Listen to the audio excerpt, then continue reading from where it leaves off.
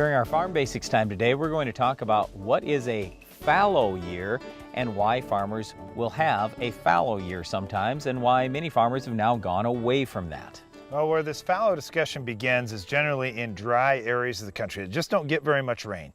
And the idea is, well, if I only use the rain up in a crop once every other year, I'm going to be okay. So I'll raise, say, wheat one year, and then I'll go fallow the next year and raise no crop and try and store up all that moisture from the second year. So in the third year, I can put wheat out there again, and I'll basically have all the moisture from 2 years to grow a crop. And you know, you wouldn't do that in an area that gets lots and lots of rainfall, but in areas that don't, that's been an option that farmers have used over the years. Now, the one other thing that I can think of why a person may have a fallow year is in the soil, there is organic matter. Well, what happens with organic matter is it breaks down over time based on the amount of heat and the amount of moisture that's in there, but mostly heat. Then organic matter will release certain nutrients that are important for plants.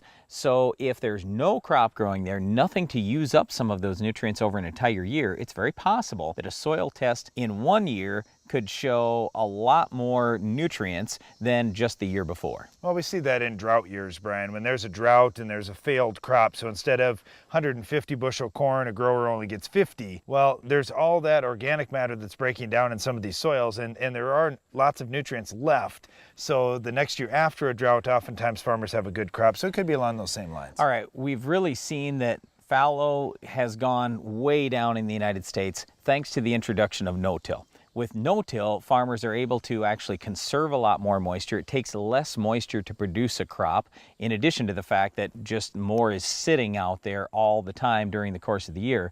So no-till has allowed many farmers who were a little short on moisture before to now have a little more moisture and get away from fallow. In other words, raising a crop every other year to now raising a crop every year.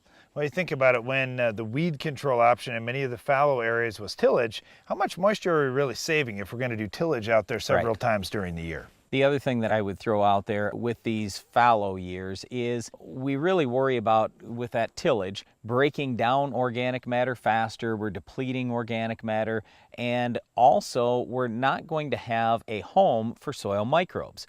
So very often in corn, we talk about Fallow Syndrome, where the corn turns purple after a fallow year. And what's happening there is there's just as much phosphorus in the soil as there was before, maybe even more.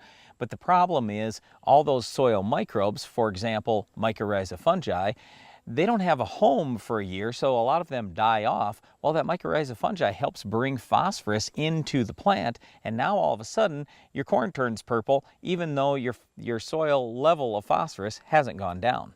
The other thing to think about in terms of water use efficiency is if plants have the right balance of nutrients out there, they're going to be more efficient with their water use, and they're going to need less gallons of water per bushel produced. And we're seeing farmers better manage fertility really around the world now compared to what we were doing a generation ago.